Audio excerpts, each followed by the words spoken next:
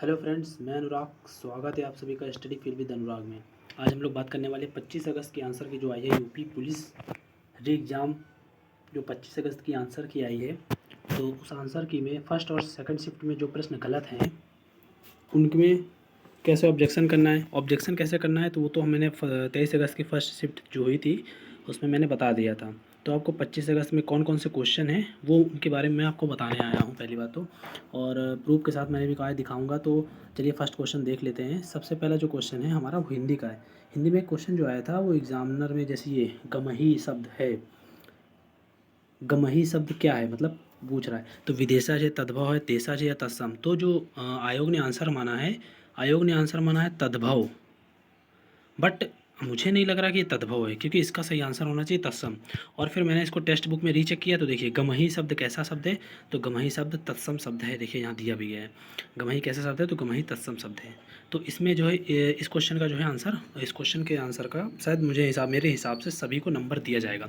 सभी बच्चों को इसके नंबर दिए जाएंगे। गमही जो शब्द है इसके नंबर सभी बच्चों को मिलेंगे। नेक्स्ट जो हमारा है एक रीजनिंग का नहीं, पहले सारे हम लोग उसके देख लेते हैं हिंदी के।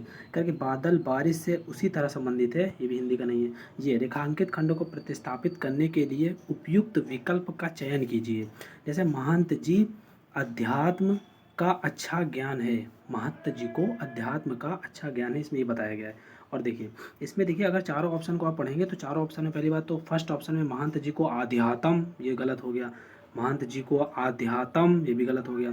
सी ऑप्शन में आएंगे महंत जी को अध्यात्म, तो सही लिखा है, का अच्छा झान है लेकिन लिखा है, तो ये भी ऑप्शन गलत हो गया, क्योंकि झान गलत होता है, झान से कोई मतलब नहीं है। लेकिन इन्होंने शायद ऑप्शन पता नहीं किस हिसाब से माना है, ये डी नंबर, महंत जी को अध्यात्म का अच्छा ज्ञान है, ये अच्छा ज्ञान है जो इन्होंने माना है। और मेरे हिसाब से तो ये चारों ही ऑप्शन गलत है, जिसका नंबर सभी बच्चों को दिए जाएंगे। सारे ही क्वेश्चन के आंसर गलत हैं। निम्नलिखित में से शुद्ध वाक्य कौन सा है, ये अगला क्वेश्चन पूछ रहा था। जैसे कह रहा उसे पैतृक संपत्ति में हिस्सा नहीं मिला, भारत कभी ब्रिटेन के अधीन था, उसके बाद निरपराधी व्यक्ति को दंड नहीं मिलना चाहिए, बादशाह ने मुक्त हस्त दान किया।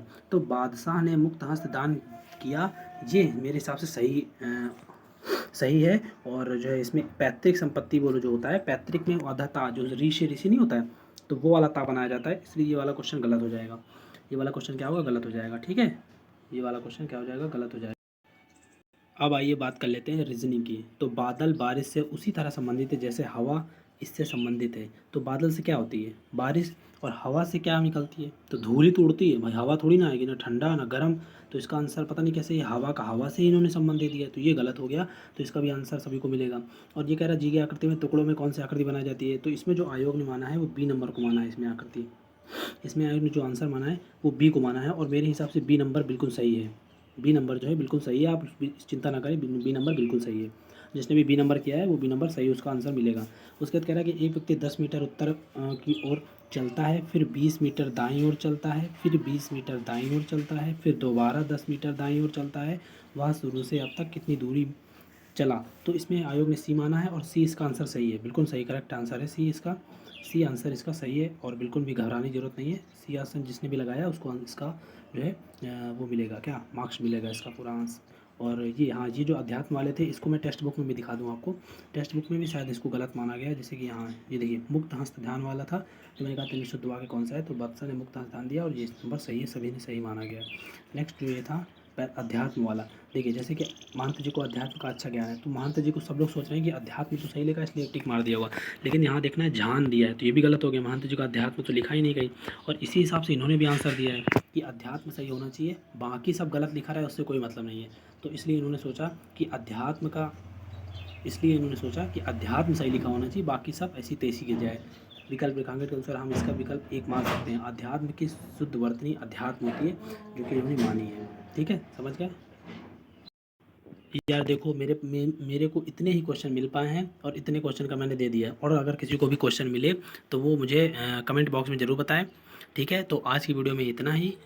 और सब लोग लाइक और शेयर और सब्सक्राइब जरूर कर लीजिए, क्योंकि मैं भी अभी स्टार्ट कर रहा हूँ सारी चीज़ें। तो यूपी पुलिस का मैं भी स्टूडेंट हूँ, तो कोई दिक्कत नहीं है इससे। आप लोग जो है इसको लाइक और सब्सक्राइब शेयर भी कीजिएगा, और इस मिलते हैं नेक्स्ट वीडियो में। जय हिंद, जय भारत।